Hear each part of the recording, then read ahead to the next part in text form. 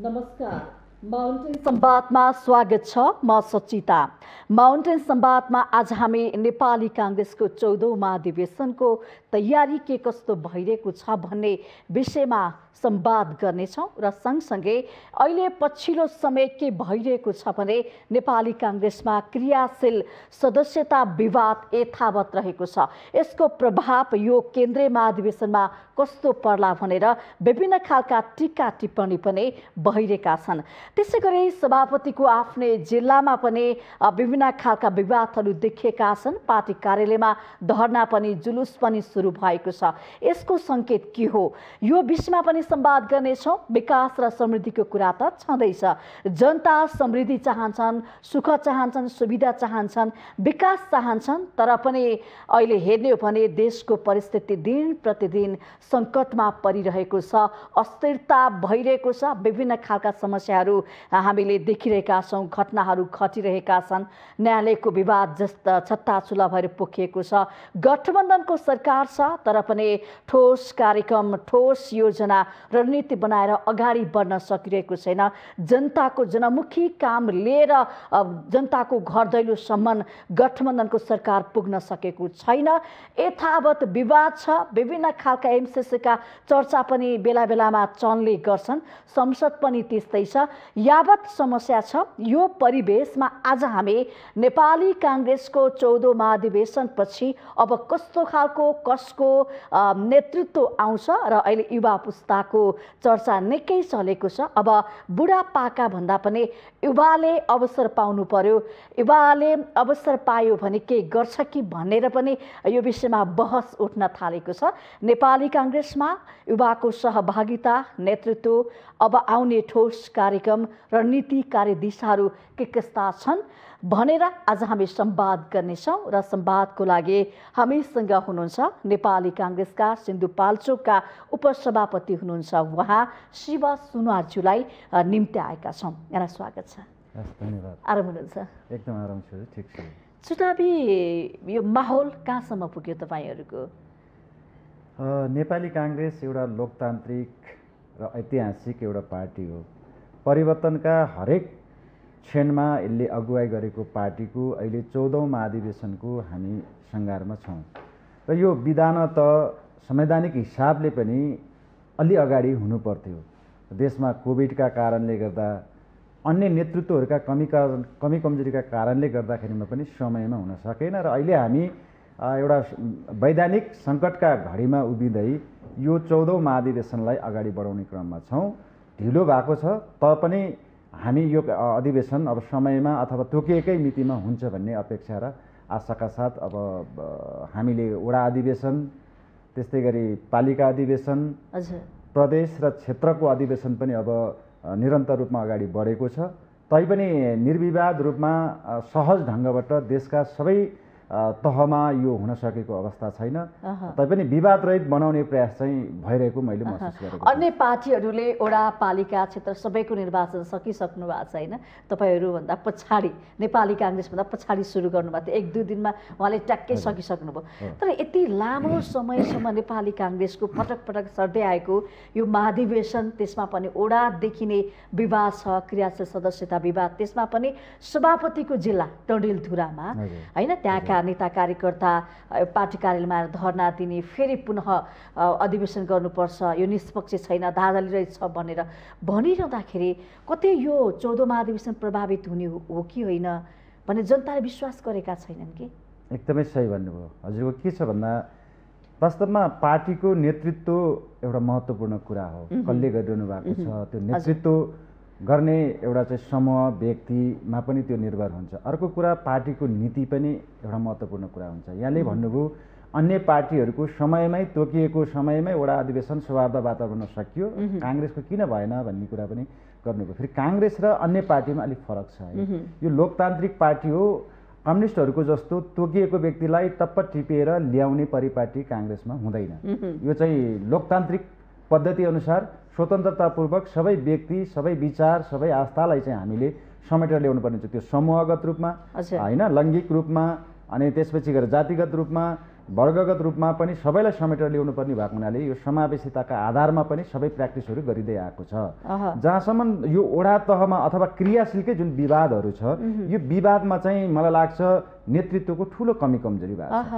किन कमी कमजोरी कारणले गर्दाखेरि विवाद चुलिएको किन भन्दाखेरि यो क्रियाशील चाहिँ महाधिवेशनको सङ्घारमा आएर दिने होइन कि प्रत्येक वर्ष चाहिँ तपाईँको क्रियाशील पाउनुपर्ने जो पार्टीमा निरन्तर लाग्नु भएको छ क्षमतावान साथीहरू हुन्छ ऊर्जाशील साथीहरू हुन्छ उहाँहरूलाई चाहिँ वर्षै पछि तपाईँको क्रियाशील सदस्यता दिने हो भने यो विवाद आउँदैन। यो त हामीले के गर्यौँ भन्दा जब महाधिवेशनको घडी आउँछ त्यो पनि हजुरको चाहिँ 1 वर्ष अगाडि दिइसक्नुपर्ने हो त्यो क्रियाशील सदस्य, तर महाधिवेशन हुनुभन्दा पनि 2 महिना 4 महिना अगाडि चाहिँ आएर हामी क्रियाशील दिन्छौँ। त्यसले गर्दा दिँदाखेरि पनि तपाईँको चाहिँ स्वस्थ र पारदर्शी ढङ्गबाट दिँदैनौँ। आफ्नो गुटका लागि आफू सबल हुनका लागि आफै माथि जानका लागि आफूले जित्नुपर्छ भन्ने मानसिकताका लागि हामी दिन्छौँ। तर काङ्ग्रेस बलियो हुनुपर्छ, काङ्ग्रेस जित्नुपर्छ, जनताका लागि चाहिँ काङ्ग्रेसको भूमिका के त भन्ने चाहिँ मनसायका साथ हामी दिँदैनौँ। त्यसैले गर्दा अहिले हजुरले उठाउनु भएको डढेदो भएको विषयवस्तु पनि यही हो। किन भन्दा हामीले हाम्रो 4,52,000 हाम्रो क्रियाशील सदस्यता थियो 13औं महाधिवेशनसम्म आउँदाखेरि यसलाई हामीले 100% बढाउने भनेर केन्द्रले निर्णय गर्यो।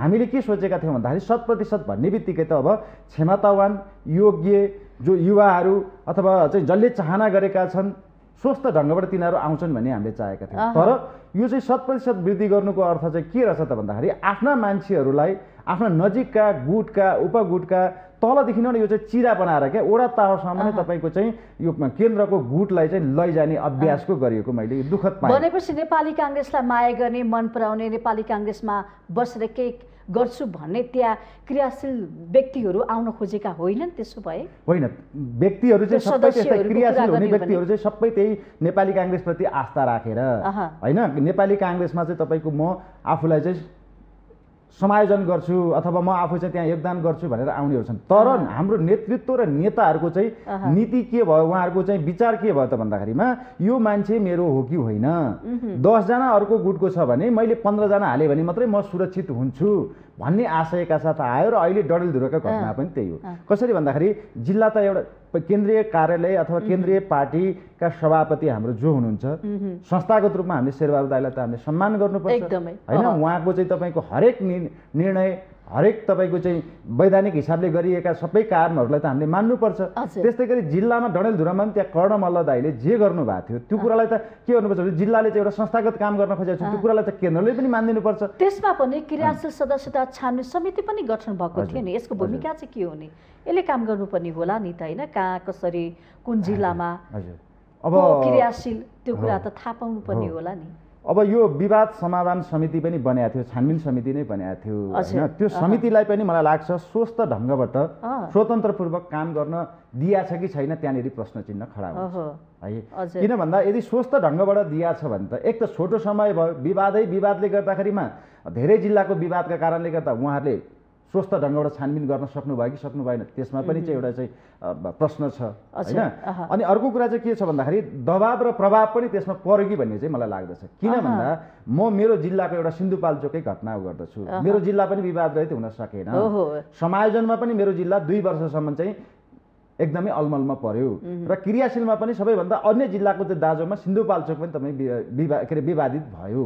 त्यसै क्रममा पनि तपाईँको चाहिँ के भन्दाखेरि छानबिन समितिमा तपाईँको चाहिँ अब मिडियामा आए अनुसार जो चाहिँ पीडित व्यक्तित्व हुनुहुन्थ्यो होइन छानबिन समितिका श्रद्धेय नेता केन्द्रीय सदस्य उहाँले भनेअनुसार म माथि हातपात भयो, म माथि चाहिँ साङ्गतिक हमला भयो भनेरसम्म पनि भन्नुभयो। भनेपछि अब हाम्रा नेताहरू चाहिँ छानबिन समितिमा रहनुभएका व्यक्तित्वहरूमाथि हातपात हुने साङ्गतिक हमला हुने अनि त्यसपछि दबाब दिने अनि त्यसपछि मैले भने जस्तो हुनुपर्छ भनेर जब चाहिँ गाली गलौजमा गर्न खोज्ने यो भएपछि त निष्पक्षता त त्यहाँनिर भयो कि भएन भन्ने प्रश्न चिन्ह हुन्छ। तैपनि म चाहिँ के सम्मान गर्न चाहन्छु भने छानबिन समितिले ढिलैसम्म अथवा मेहनत गरेर जसरी चाहिँ तपाईँको एउटा चाहिँ विवादलाई निरूपण गर्ने कुरा भएको छ त्यो सबै जिल्लामा न्याय नहुन सक्छ।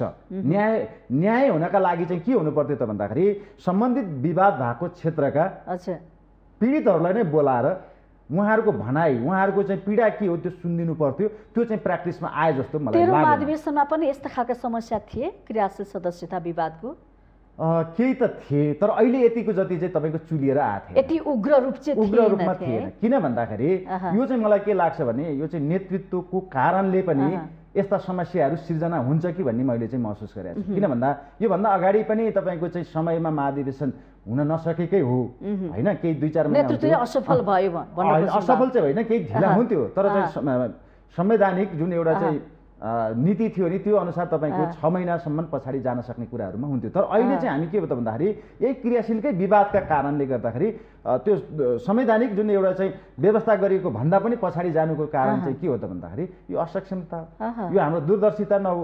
किन भन्दा हामीले कार्यकर्तालाई मिलाउन नसकेको नेतृत्व परिवर्तन गर्न आवश्यक देखियो। यहाँ त अहिले भइरहेको नेतृत्वले जुन 14 महाधिवेशन गर्छु गरिरहँदाखेरि यस्ता खालका समस्या देखियो। अब नेतृत्व परिवर्तन त आवश्यक देखियो नि त, होइन र? कस्तो खालको नेतृत्व आउनु पर्ला यस्ता खालका समस्या? एकदमै महत्त्वपूर्ण कुरा प्रश्न उठाउनु भयो, म यहाँलाई धन्यवाद पनि दिन चाहन्छु। किन भन्दाखेरि नेतृत्व भनेको अथवा पार्टी भनेको एउटा जमेको पोखरी होइन। हजुर, यो चाहिँ अविरल बग्ने एउटा हिम नदी जस्तो हुनुपर्दछ मेरो विचारमा, मेरो व्यक्तिगत विचारमा। किन भन्दाखेरि हामीले तपाईँको अविरल बग्ने भयो भने त्यहाँनिर के हुन्छ त भन्दाखेरि विचार नयाँ आउँछ होइन, नीति नयाँ आउँछ होइन, तपाईँको चाहिँ नेतृत्व नयाँ आउँछ, त्यसले सङ्गठनलाई मजबुत र चलायमान बनाउँछ, जनताका आशा अपेक्षालाई पनि पुरा गर्न सकिन्छ। त्यसैले मैले देखिराखेको चाहिँ के छ भन्दाखेरिमा हाम्रो पार्टीभित्रको कमी कमजोरी, ऐतिहासिक पार्टी हो, हरेक परिवर्तनको चाहिँ सम्भाग पनि हो, निर्णायक पार्टी पनि देशलाई सङ्कट पर्दाखेरिमा निर्णय दिन सक्ने र निचोड र निष्कर्षमा पुर्याउन सक्ने पार्टी भने नेपाली काङ्ग्रेस हो। तर यसमा के छ त भन्दाखेरिमा सधैँभरि तपाईँको एउटा व्यक्ति विशेषले मात्रै, एउटा गुट समुदाय के अरे वर्गले मात्रै तपाईँको यसलाई चाहिँ सञ्चालन गर्नु दुःखदायी हुनसक्छ। त्यसैले अबको महाधिवेशन मेरो चाहिँ व्यक्तिगत रूपमा मैले भन्नुपर्दाखेरिमा नेतृत्व परिवर्तन हुनुपर्दछ, पार्टी रूपान्तरण हुनुपर्दछ। हिजोको जस्तो अब अहिलेको अवस्था छैन, जमाना अहिले तपाईँको चाहिँ प्रविधि मैत्री भएको छ।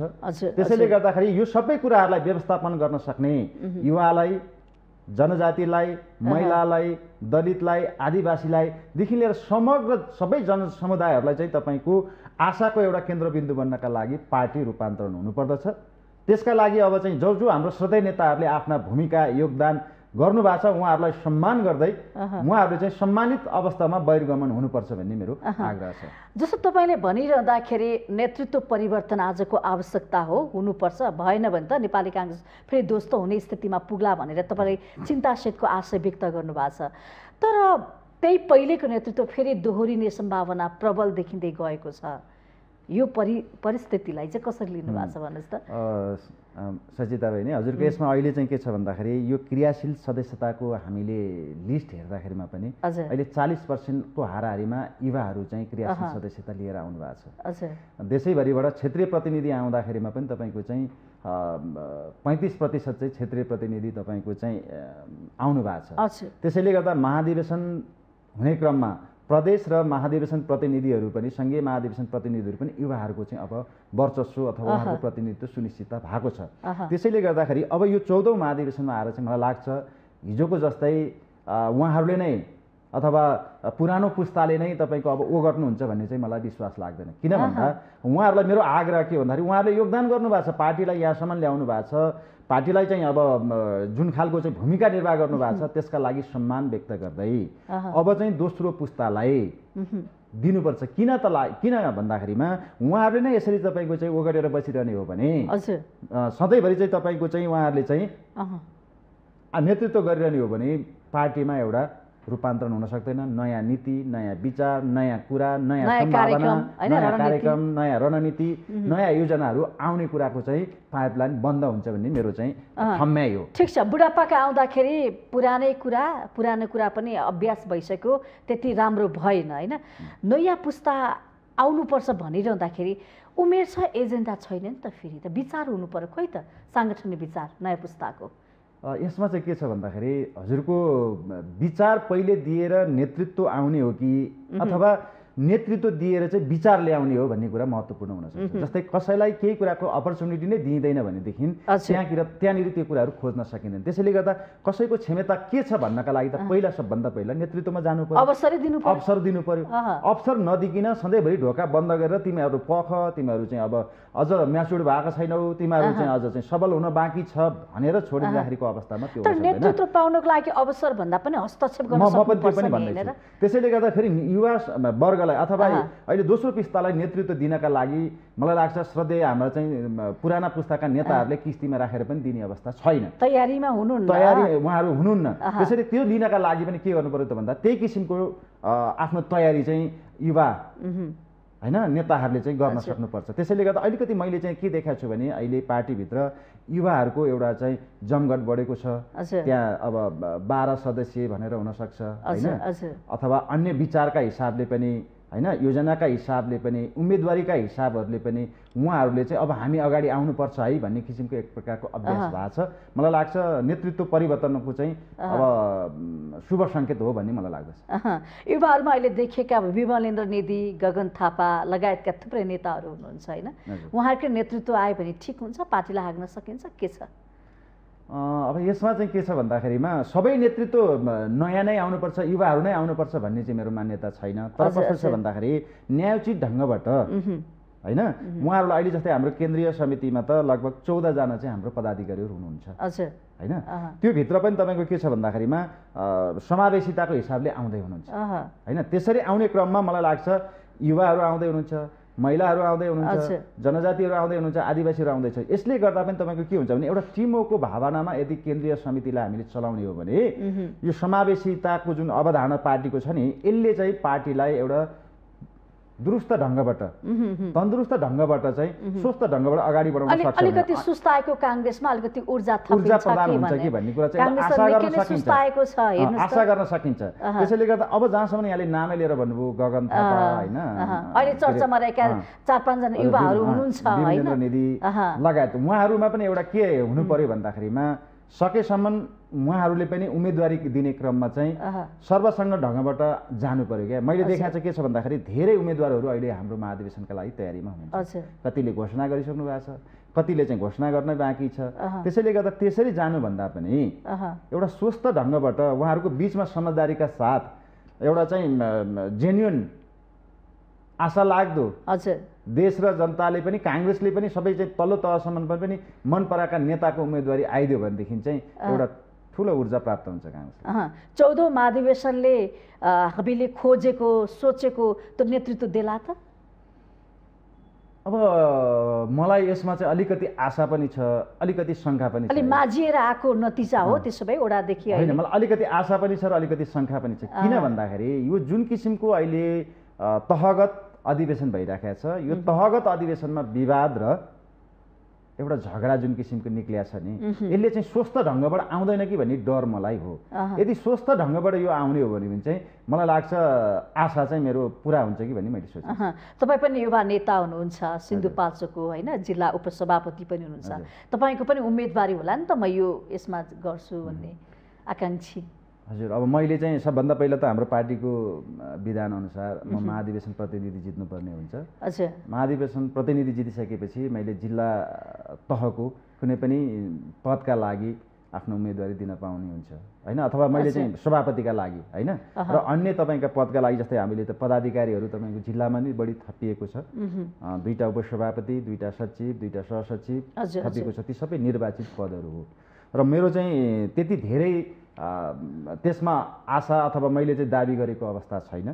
र भोलि महाधिवेशन प्रतिनिधिबाट चाहिँ यदि आफू सफल भएर आइयो भने त्यतिखेरको अवस्थामा सबै साथीहरूसँग सहकार्य गरेर सहमति गरेर मेरो आवश्यकता औचित्य पुष्टि हुन्छ भने त्यसका लागि पनि म तयारी हुन्छु। नत्र भने मैले अरू साथीहरू, अरू नेतृत्वमा रहनुभएका नेतागणहरूको उहाँहरूले चाहिँ अब यो एजेन्डाका साथ म चाहिँ नेतृत्व गर्छु भनेर उहाँहरूले सबै साथीहरूलाई कन्भिन्स गर्ने क्रममा चाहिँ मैले उहाँहरूलाई समर्थन र सहयोग गर्छु भन्ने उम्मेदवारीको लागि, पदको लागि नेताहरूका धाउने भेटघाट गर्ने त्यस्तो चाहिँ छैन। त्यसो भए सबभन्दा मेरो कमजोरी चाहिँ यही छ। तर अहिले त हेर्नुहोस् त नेताको घर ढोका ढकढकाउन धेरै कार्यकर्ता पुगेका छन्, मलाई यो दिनुहोस् त्यो दिनुहोस् भनेर माग्नको लागि के यो चाहिँ के भन्दाखेरि यो प्रवृत्ति छ नि है छ। नेपाली काङ्ग्रेसमा सबभन्दा एउटा प्रविधि यो पनि मौलाको छ र यो चाहिँ गुट र उपगुटमा तपाईँको चाहिँ धेरै मान्छेहरूलाई विवादित गराउने यो चाहिँ मुख्य विषयवस्तु पनि यही नै हो। नेताहरू पनि के गर्ने त भन्दाखेरि मेरो घरमा आएर चिया खान्छ कि खाँदैन, मेरो नजिक हुन्छ कि हुँदैन, मलाई भेट्न आउँछ कि आउँदैन, फोन गर्छ कि गर्दैन, मेरो विषयमा अन्य बाहिर पनि के बोल्छ भनेर उहाँहरू आशा गर्ने।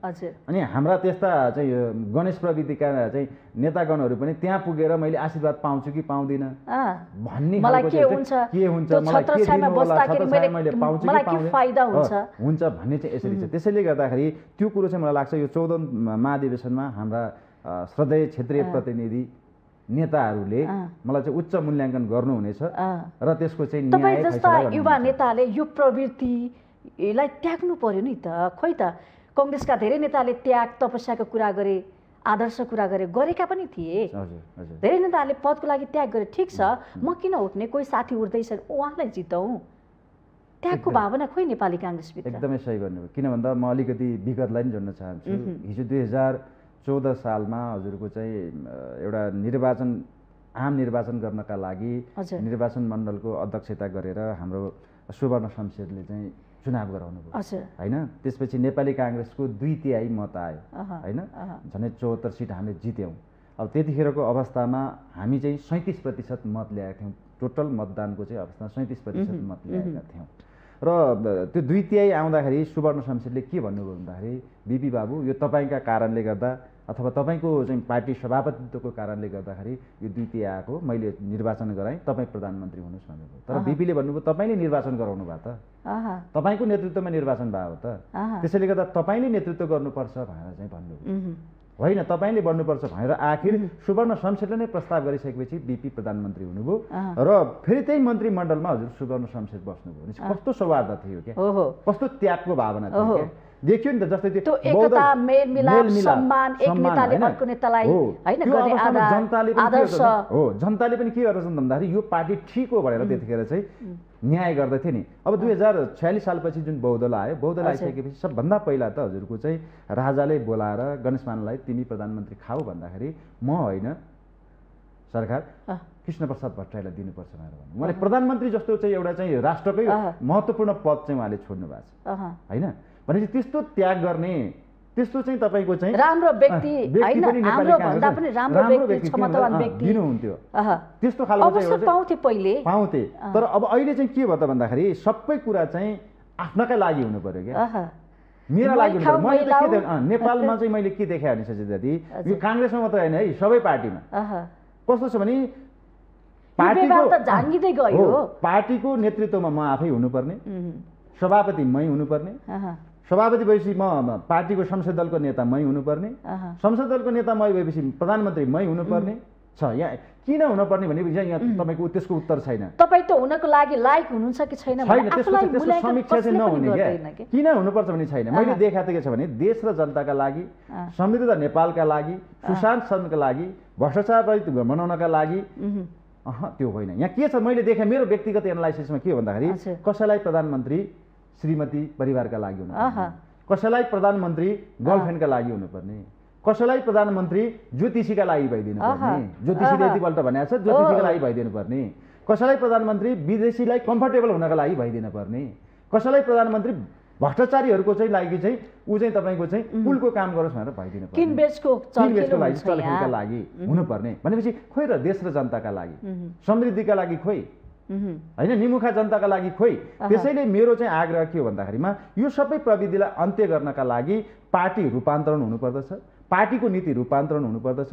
मेरो त आग्रह के भन्दाखेरि एउटा व्यक्तिले एकचोटि प्रधानमन्त्री भइसकेपछि उसले कस्तो काम गर्यो त्यसको मूल्याङ्कन र समीक्षा गर्दै अर्कोचोटिको लायक छ कि छैन त्यसको चाहिँ मूल्याङ्कन हुनुपर्छ, समीक्षा हुनुपर्छ। राम्रो गरेछ भने अर्कोचोटि जाने पाउनुहुन्छ उसको चाहिँ अर्को एकचोटिको लागि मात्र है, मापदण्ड बनाउनु पर्यो। मेरो भनाइ चाहिँ यतिवटा काम तिमीले गर्न सक्यौ भने फेरि दोहोरिने दोस्रोको चोटि पाउँछ, त्यसो पनि होइन है। फेरि दुईचोटि भन्दा उसले प्रधानमन्त्री हुन नपाउने, मन्त्री नै हुन नपाउने, पार्टीको नेतृत्वमा चाहिँ पदाधिकारी भनौँ न कार्यकारी पदमा पनि बस्न नपाउने। किन भन्दा सधैँभरि चाहिँ तपाईँको ओगेटेर बस्नुपर्ने, सधैँभरि झुन्ड मुन्डहरूलाई चाहिँ तपाईँको चाहिँ खुसी पार्नको लागि बस्ने देश र जनताको लागि चाहिँ हुनु नपर्ने समय एकचोटि मात्रै अवसर एकचोटि मात्रै दियो भने त्यो व्यक्तिले त्यो अवसरलाई क्याच पनि गर्न सक्छ नि त। अब हामी त्यो देखाएको छैनौँ, नेपालमा त त्यो देखिएन हाम्रो त। किन भन्दाखेरि यहाँ त देश र जनताका लागि, समृद्धिका लागि, विकासका लागि, सुशासनका लागि चाहिँ पटक्कै देखिएको छैन। मेरो चाहिँ सबभन्दा ठुलो चिन्ता गुनासो किन भन्दा अहिले राजनीति कमजोर भयो यही कारणले हो। काङ्ग्रेस कमजोर हुनुको कारण यो पनि हो। अनि अर्को कुरा चाहिँ जनताले राजनीति गर्ने नेतृत्वलाई अथवा नेतालाई, पार्टीमा लाग्ने चाहिँ आस्थावान साथीहरूलाई पनि अब चाहिँ छड्के नजरले, दोषी नजरले हेर्न थाले। किन भन्दा नेता भने चाहिँ खराब हुन्छन्, नेता भने चाहिँ ढटुवा हुन्छन्, नेता भने चाहिँ विग्रह ल्याउने हुन्छन्, नेताहरू चाहिँ सबै जालसाजी मात्रै गर्ने हुन्छन् भनेर अहिले राजनीतिलाई अपराधीकरण गर्ने, राजनीतिलाई भ्रष्टाचारको थलो बनाउने, राजनीतिलाई विकृति र विसङ्गतिको चाहिँ एउटा केन्द्रबिन्दु बनाउने जुन आम जनसमुदायबाट चाहिँ त्यो आरोप आक्षेप लागेको छ, त्यसलाई अन्त्य गर्नका लागि पार्टी अब नीतिगत रूपमा धेरै कुराहरूमा रूपान्तरण हुनुपर्छ। यो विषयमा नेताहरू गम्भीर छन् त? नेपाली काङ्ग्रेसका नेताहरू जो म पार्टी सभापतिको उम्मेदवार बन्छु भने दाबी गरे हिँडिरहेका छन्, घोषणा गरिरहेका छन् आफ्नो उम्मेदवारी, यो बन्छु त्यो बन्छु भनेर। यो चाहिँ कस्तो हुँदो रहेछ भने फेरि हजुर नेतृत्वमा पुगिसकेपछि चाहिँ सबै कुरा चाहिँ राम्रो हुँ भन्ने लाग्दो रहेछ। किन त भन्दा अघि हजुरले एउटा उठाउनु भएको विषयवस्तु छ कि हाम्रा साथीहरू पार्टीकै सधैँ नेताहरू के गर्नुहुन्छ त भन्दाखेरि उहाँहरूको वरिपरि घुमिदिनुहुन्छ। हजुरले जे गरे त्यही राम्रो क्या, बोल्या नि राम्रो, नराम्रो बोले पनि राम्रो बोल्नु भन्ने हैन, हामीले गलतलाई गलत भन्न सकेनौं, गलतलाई चाहिँ सही के गलत भन्न नसक्ने। त्यसैले गर्दाखेरि उहाँहरूले चाहिँ आफ्नो गुट भन्दा बाहिरको व्यक्ति राम्रो छ भने उसलाई खराब रूपमा हामी देख्छौं, भन्न नसक्ने, स्वस्थ ढंगबाट चाहिँ विश्लेषण गरेर आलोचना गर्न नसक्ने हाम्रो प्रविधि छ। त्यसले गर्दाखेरि हाम्रा नेताहरूमा त्यो चेत मैले देखेको छैन, त्यो चेतना छैन। त्यसैले गर्दाखेरि देखिन्छ नि अस्ति तपाईको एउटा चाहिँ फिनल्यान्डको एउटा प्रधानमन्त्रीले सरकारी खाजाको चाहिँ खाए बापत कुरा उठ्यो र राजीनामा दिनु पर्यो। कस्तो संस्कार छ क्या विदेश।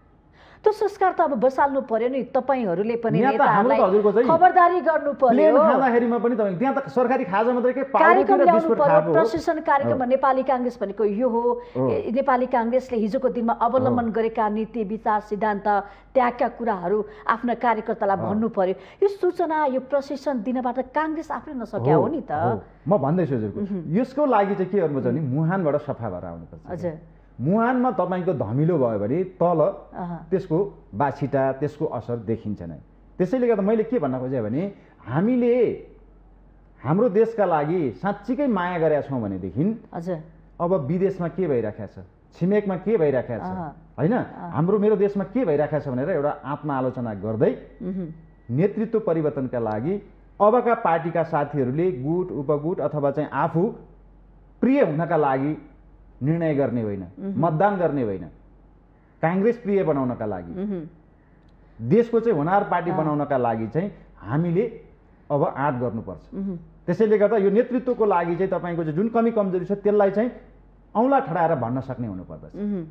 कांग्रेस जनताको पार्टी बन्न सक्छ अब त्यसो भए? मलाई त यसमा त के छ भने लोकतान्त्रिक पार्टी अब विश्वमै लोकतान्त्रिक त धेरै भन्यो खोइ त कहाँ छ हैन। मैले चाहिँ के भन्छु भने विश्वमा अहिले चाहिँ दुईटा ट्रेन्ड थियो अलि अगाडिसम्म। एउटा डेमोक्रेट पार्टीहरू हैन जो संसदलाई विश्वास गर्ने, प्रजातन्त्रलाई विश्वास गर्ने, मानव अधिकारलाई विश्वास गर्ने चाहिँ एउटा चाहिँ पार्टी थियो। अर्को भने चाहिँ कम्युनिजम थियो जहाँ चाहिँ त्यहाँनिर अब साम्यवादका कुरा गर्दै हैन आफ्नो एउटा चाहिँ घोषणापत्र अथवा चाहिँ तपाईको चाहिँ विधान अनुसारको त्यही किसिमको चाहिँ व्यवहार गरेर जाने थियो। अब अहिले बिस्तारै तपाईको चाहिँ के भन्दा विश्व चाहिँ अब प्रजातान्त्रिक बाटोमा अगाडि बढेको छ। त्यसैले नेपालको परिप्रेक्ष्यमा हेर्दाखेरिमा पनि अब कम्युनिस्ट र कांग्रेस नै हो। किन भन्दाखेरि मैले चाहिँ अलिकति दुःखदायी कुरा पनि तपाईलाई भन्न चाहन्छु। अघि मैले निवेदन गरेँ 2015 सालमा हाम्रो टोटल खसेको मतमा हाम्रो 37% थियो हैन। अहिले हामी तपाईको चाहिँ यो लगभग हामी 65 वर्षपछि आएर पनि अथवा 60 62 63 वर्षपछि आएर पनि हाम्रो मत चाहिँ के छ त भन्दाखेरि त्यही 32 33 अथवा 29 यसको आरामी छ। किन भन्दाखेरि कम्युनिस्ट त्यतिखेर चाहिँ 2015 सालको निर्वाचनमा कम्युनिस्टहरू चाहिँ तपाईको जम्मा 7% मात्रै मत आएको थियो, 4 सिट जितेका। अहिले कम्युनिस्ट कति हाबी भएको छ? उनीहरुको चाहिँ तपाईको चाहिँ के छ त भन्दाखेरि तपाईको अहिले चाहिँ 60 भन्दा माथि पुगेछ। यो कसले गरे त भन्दाखेरि यो हाम्रै नेतृत्वको कारणले गर्दा अथवा हाम्रै नीतिका कारणले गर्दा, हाम्रै कमी कमजोरीको कारणले गर्दा यो अवस्था पुगेछ। त्यसैले जनतालाई कांग्रेस भरोसाको पार्टी हो भन्ने बनाउनका लागि त हाम्रो सबै गतिविधि योजना रणनीति होइन कार्यनीति विचार, यी सबै कार्यशैली शैली सबैमा परिवर्तन हुनुपर्दछ अहँ।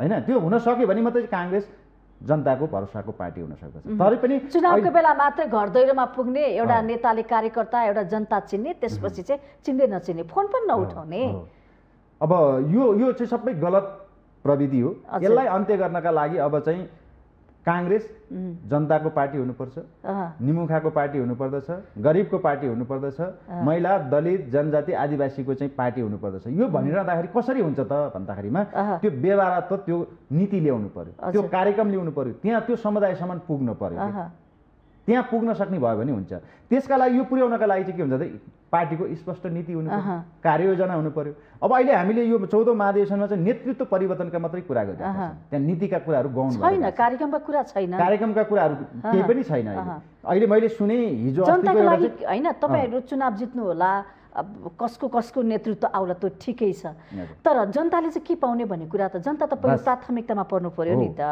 सुखी नेपाली समृद्ध नेपाल भनेको जुनसुकै सरकारले ल्याए तापनि त आखिर कांग्रेसको पनि जिम्मेवारी होला नि त जनतालाई सुख दिने शान्ति दिने सुशासन दिने हो मैले त्यसैले के भन्दै थिएँ भने कांग्रेसको यो 14औं महाधिवेशनपछि नेपाली जनताले के अपेक्षा गर्ने के प्राप्त गर्ने हैन अथवा तपाईको चाहिँ एउटा विकास निर्माणको अवस्थामा के गर्ने समृद्धिको अवस्थामा के गर्ने हैन तपाईको चाहिँ रोजगारीको अवस्थामा के गर्ने शिक्षाको अवस्थामा के गर्ने स्वास्थ्यको अवस्थामा के गर्ने हैन वैदेशिक नीतिको अवस्थामा हामीले के गर्ने भन्ने विषयमा हाम्रो तपाईको नीति कार्यक्रम भइदियो भनेको त्यो नेतृत्व परिवर्तनपछि पनि त्यसलाई निरन्तरता दिन सक्ला भन्ने छ अहिले अब चाहिँ अस्ति केन्द्रीय समितिको मिटिङबाट के भयो त भन्दाखेरि हामीसँग समय भएन अहिलेको यो महाधिवेशन हुन्छ नेतृत्व चयनका लागि मात्रै गरौँ र अर्कोचोटि चाहिँ फेरि नीतिका लागि चाहिँ फेरि महाधिवेशन गरौँ भनेको छ मलाई लाग्छ कांग्रेसको इतिहासमा फेरि दोस्रो चोटि महाधिवेशन भएको थाहा छैन महासमिति बैठक चाहिँ तपाईको प्रत्येक वर्षको एकचोटि गर्नुपर्छ भनेर वैधानिक व्यवस्था छ त म हेर्नुस् है 67 सालमा पनि महाधिवेशन प्रतिनिधि महासमिति सदस्य भए हैन 72 सालमा पनि भए मैले 67 सालमा एकचोटि गएँ अहिले यो 72 पछिकोमा एकचोटि भयो तर वर्षपछि हुनुपर्ने महासमितिको बैठकसम्म त हुँदैन भनेपछि फेरि अर्कोचोटि चाहिँ नीतिका लागि फेरि महाधिवेशन प्रतिनिधि हुन्छ कि हुँदैन म चाहिँ शङ्काको घेरामा छु मेरो शुभकामना छ म चाहिँ प्रार्थना नि गर्छु यो नेतृत्व समय अभावको कारणले गर्दा वैधानिक संकटका कारणले गर्दा यो हुन नसक्या हो भने पनि यस्तै स्थिति रहने भने त कांग्रेस पार्टी नि त सखा होला नि त हैन र चिन्ता यही हो मेरो प्रार्थना र मेरो चाहिँ तपाईको चाहिँ कामना के हो भन्दाखेरिमा अब नीति योजना कार्यक्रम चाहिँ तपाईको चाहिँ चुस्त दुरुस्त ढङ्गबाट ल्याउन सकेन भने सबैको चाहिँ आशाको केन्द्रबिन्दु कांग्रेसलाई बनाउन सकिएन भनेदेखि मलाई लाग्छ देशमा यो हामीले ल्याएको संविधान पनि संविधानमाथि नै खतरा छ म त यो भन्छु किनभने संविधानका 5 वटा खम्बाहरू छन् हैन संघीयता गणतान्त्रिक लोकतन्त्र हैन समावेशिता धर्मनिरपेक्षता र तपाईको चाहिँ यो जुन हामीले यो समावेशिता जुन छ नि यो 5 वटा कुरा चाहिँ के भन्दाखेरि यो संविधानको मजबुत आधार हो यो पिलरै हो अहिले यो खम्बामाथि चाहिँ प्रहार हुने काम भएको छ त्यो धेरै ठाउँबाट भएको छ त्यो पुरानो दरबारबाट पनि हुन खोजिया छ कम्युनिस्टहरुबाट पनि हुन खोजिया छ केही अन्य शक्तिहरुबाट पनि हुन खोजिया छ त्यसैले गर्दा कांग्रेसले यो संविधानलाई बचाउनका लागि यो व्यवस्थालाई चाहिँ तपाईको चाहिँ यदि साँच्चीकै जोगाउनका लागि हो भनेदेखि कांग्रेस अब सच्चिनु आवश्यक छ कांग्रेसले तपाईको जनतामा संहितामाथि संविधानमाथि खतरा उत्पन्न भएको देख्नुहुन्छ तपाईले यो चाहिँ खतरा छ किन भन्दा अहिले तपाईको चाहिँ यो न्यायालयमा भएको विवाद हैन न्यायालयको जुन एउटा चरम विवाद छ नि हजुर हैन यो त तपाईको चाहिँ अनावश्यक हो के यसरी न्यायालय यसरी विवादमा तपाईको पार्टीका सभापति के कारणले भएको भन्छन् हैन मेरै पार्टीका नेताहरुबाट पनि यो चाहिँ संविधानमाथि खतरा छ कि भन्ने मलाई पनि लाग्दछ के यस्तो सौदाबाजी गर्नुहुन्छ न्यायालय भने स्वतन्त्र न्यायपालिका हो त्यो न्यायपालिकाको आफ्नै महत्त्व छ आफ्नै विशेषता छ उसको कार्य योजना फरक हो भनेपछि न्यायपालिका र कार्यपालिकाको चाहिँ कहिले पनि गठबन्धन हुनु हुँदैन कहिले पनि तपाईको घाँटी जोडिनु हुँदैन हैन व्यवस्थापिका पनि तपाईको चाहिँ फरक हो क्या यहाँ त कस्तो भयो त भन्दाखेरिमा संवैधानिक आयोगहरू पनि सरकारकै कब्जामा हुनुपर्ने न्यायालय पनि आफ्नै कब्जामा आफ्नै मुठीमा हुनुपर्ने सुरक्षा निकाय पनि आफ्नै मुठीमा हुनुपर्ने सेना पुलिसदेखि लिएर चाहिँ अन्य सबै ठाउँमा गिजोल्ने क्या गिजोल्ने र तपाईँ यो सबै गिजोलेको अर्थ के हो त असर कसलाई पर्छ त भन्दा संविधानलाई पर्छ क्या हाम्रो व्यवस्थामाथि पर्छ क्या जनताको चाहिँ जीवनशैलीमा पर्दछ जनताको चाहिँ भावनामा पर्दछ त्यसैले गर्दा यो सबै कुराहरूको लागि चाहिँ कांग्रेसले अब सच्चिनु आवश्यक छ कांग्रेसले नीति कार्ययोजना सबल ढङ्गले ल्याउनु पर्दछ काङ्ग्रेसमा रूपान्तरण हुनुपर्छ भन्ने मेरो मान्यता। तपाईँले आफ्नो पार्टीका नेता कार्यकर्ता तपाईँ स्वयंले पनि होइन आफ्नो पार्टीले गरेको काम कर्तव्य अधिकारका विषयमा कमी कमजोर त्रुटिहरू छन् सचिनुपर्छ भनेर स्वीकारिसक्नु भएको छ। हजुर। अब जनताले फेरि पनि पत्याउँछन् त नेपाली काङ्ग्रेसलाई पटक पटक सत्तामा पुग्ने त्यो अवसर पाउँदाखेरि केही गरेन काङ्ग्रेसले। होइन, एकदम महत्त्वपूर्ण प्रश्न यो। किन जनताले चाहिँ अब पत्याउन कि नपत्याउन भने यो टड्कारो विषयवस्तु। त्यसैले गर्दा नि मैले के भने त भन्दाखेरि मेरो छोटकरी रूपमा भन्नुपर्दा चाहिँ पत्याउन सक्ने आधारहरू हामी बिस्तारै गुमाउँदै गएका छौँ होइन। काङ्ग्रेसलाई नै माया गर्नुपर्छ भने आधारहरू बिस्तारै गुमाउँदै गएका छौँ। त्यो होइन, गुमाउँदै गएका छौँ, गुमिया चाहिँ छैन है, गुमिसकेको होइन। गुमाउने आधारहरू अब चाहिँ तयार हुँदै गएको छ। त्यसलाई तपाईँको करेक्सन गर्नका लागि पनि अब काङ्ग्रेस सच्चिनु पर्यो, काङ्ग्रेस रूपान्तरण हुनु पर्यो। काङ्ग्रेसले स्वस्थ ढङ्गबाट सुदृढीकरणका अभियानहरू चाहिँ थाल्नु पर्यो। त्यो थाल्नका लागि पहिला म सच्चिनु पर्यो। म भन्ने बित्तिकै जो नेताहरू जुन जुन ठाउँमा हुनुहुन्छ त्यो ठाउँबाट म सच्चिन्छु भन्ने प्रतिबद्धता व्यक्त गर्नु पर्यो। विधानले, नियमले, कानुनले मात्रै सबै मान्छेलाई सच्याउँदैन अथवा चाहिँ त्यसले चाहिँ आफैले ठिक गर भनेर बोल्दैन त्यसले। त्यसैले गर्दा त्यसलाई फलोअप गर्नका लागि, त्यसलाई कार्यान्वयन गर्नको लागि त व्यक्ति आफै प्रधान हुन्छ, व्यक्ति आफैले चाहनु पर्यो। त्यसलाई त विधि विधान सिद्धान्त चल्नु पर्यो, त्यो भित्र चल्नु पर्यो। मेन कुरा त त्यो हो नि त। जब कि कुनै पार्टी व्यक्ति विधान सिद्धान्त नीति नियम अनुसार चल्दैन भने त त्यहाँ समस्या उत्पन्न हुन्छ। काङ्ग्रेसमा अहिलेको समस्या नै यही हो। अहिलेको मेन समस्या भनेको के हो भन्दाखेरि संविधान, कानुन, नियम एकातिर छ, हाम्रा नेता, हाम्रा नेतृत्व, हाम्रो पार्टी, हाम्रा चाहिँ तपाईँको चाहिँ कार्यकर्ताहरू चाहिँ तपाईँको चाहिँ के भयो त भन्दाखेरि व्यक्तिगत महत्त्वाकांक्षा, व्यक्तिगत तपाईँको चाहिँ सपना होइन। आजै तपाईँको चाहिँ केही भइहाल्नु पर्ने। यहाँ राजनीति चाहिँ सेवाका लागि होइन कि राजनीति चाहिँ मेवाका लागि भइरहेको छ क्या। राजनीति चाहिँ प्रत्यक्ष रूपमा चाहिँ जसलाई चाहिँ राहत दिनुपर्ने हो त्यसका लागि नभएर चाहिँ आफ्ना परिवार, आफ्ना गुटका लागि म एउटा जोडिहाल्छु क्या। कस्तो छ भनेदेखि नेपालको राजनीति मैले देखाएको चाहिँ कस्तो भइरहेको छ भन्दाखेरि एउटा जागिर खाने मान्छे अथवा एउटा व्यवसाय गर्ने मान्छे, एउटा पसल थाप्ने मान्छे, एउटा सामान्य खेतीपाती गर्ने मान्छेले के काम गर्छ त भन्दाखेरिमा त्यो खेती गर्ने एउटा किसानले चाहिँ मैले धेरै अन्न फलाएँ भने मेरो परिवारलाई राम्रो हुन्छ, म सबल हुन्छु होइन, मेरो परिवारमा समृद्धि मजबुत हुन्छ भनेर उसले चाहिँ सपना बोकेर मेहनत गर्छ है। एउटा व्यापारीले पनि त्यही काम गर्दछ क्या। उसले नाता गोता छर छिमेक अरूलाई चाहिँ तपाईँको अप्रत्यक्ष रूपमा सहयोग गरे हुन्छ तर आफू बन्नु भनेर गरे हुन्छ क्या। तर विचार सिद्धान्त चाहिँ आफ्नै लागि हुन्छ क्या। तर यहाँ हाम्रो नेताहरूमा चाहिँ के छ भन्दाखेरि नि पद प्रतिष्ठा होइन, तपाईँको चाहिँ सत्तामा पुग्दाखेरि के देख्यो त भन्दाखेरिमा आफ्नो लागि मात्रै नभएर चाहिँ तपाईँको छोरा भतिजा भाइ होइनदेखि लिएर साला साली मावलीदेखि लिएर आफ्ना चाहिँ नजिकका आसेपासेहरूलाई चाहिँ पोस्नुपर्छ, उसलाई माथि उठाउनुपर्छ भन्ने छ। त्यो वैधानिक हिसाबले त्यो गर्दै त ठिक थियो क्या।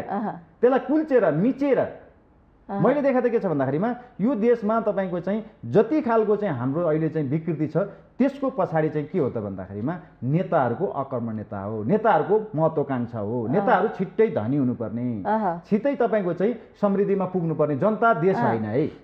त्यसैले गर्दाखेरि नेता त धेरै धनी छन्। हेर्नुहोस् न, हिजो चप्पल लाएर हिँड्ने नेता होइन, नेताले पनि कमाउनु पर्छ, उहाँको नि परिवार होला, सपना होला, सबैलाई सुख सल चाहिन्छ, पाटो होला, तर त्यसको लागि त मेहनत गर्नु पर्यो नि त, काम गर्नु पर्यो। जसले मह काट्छ उसले हात पनि चाट्छ, त्यो स्वाभाविक होला होइन।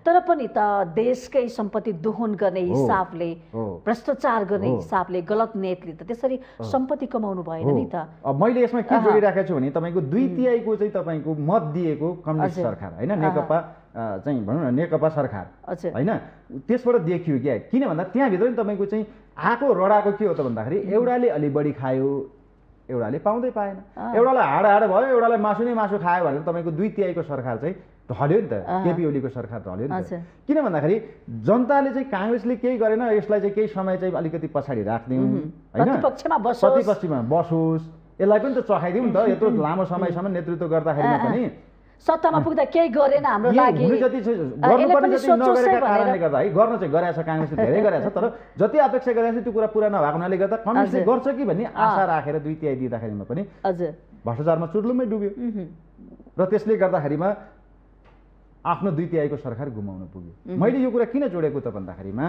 देश र जनताका लागि गर्ने हो भने, राष्ट्रलाई समृद्धि गराउने हो भने, सुशासनमा चाहिँ हामी प्रतिबद्ध हुने हो भने चाहिँ पहिलो कुरा हामी चाहिँ यो भ्रष्टाचार रहित बनाउनका लागि हामी लाग्नुपर्दछ। त्यसका लागि के गर्न सकिन्छ भन्दाखेरि नेताको सबै चाहिँ तपाईँको चाहिँ मूल्याङ्कन हुनु पर्यो क्या। उसको यो व्यवस्थाकै कारणले भ्रष्टाचार धेरै भयो भन्छ नि त। होइन, यो चाहिँ म मान्दिनँ। किन भन्दा व्यवस्था आफैमा एकदम राम्रो छ। हामीले पटक पटक व्यवस्था फेरेका छौँ, तर देशको अवस्था फेरिन सकेको छैन। नेताहरूको चाहिँ तपाईँको मनसाय अथवा उनीहरूको नियत फेरिन सकेको छैन। बुझ्नु भएन? त्यसैले गर्दा मनसाय चाहिँ के भयो त भन्दाखेरि गलत गर्छु भनेर क्या, म सत्तामा पुग्नुपर्ने, शक्तिमा पुग्नुपर्ने, पदमा पुग्नुपर्ने चाहिँ के का लागि त भन्दा मैले अघि भने जस्तो आफ्नो लागि मात्रै गर्छु भने नेताले पुग्छ क्या। त्यो 5 वर्ष मन्त्री हुँदाखेरि 2 वर्ष मन्त्री हुँदा नि उसको घर परिवारको लागि एउटा काठमाडौँ घर बनाउनलाई पुग्ला क्या।